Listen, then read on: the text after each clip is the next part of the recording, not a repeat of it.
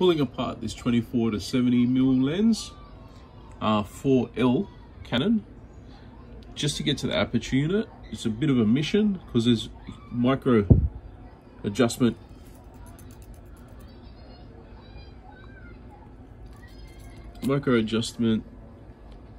collars, and once they are taken out, it throws the alignment out. So the alignment has to be perfect when it's put back together. You can see that white collar there. It's a little bit lopsided where the screw sits in. So the top part of it's the outer, it's more wider, and the bottom part of it's thinner.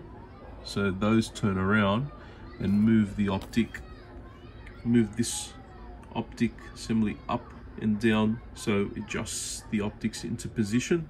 So there's, the image is sharp on this side, and then it'll have more on the other side, which have been taken out. You can see down there, there's more of them that need to be adjusted.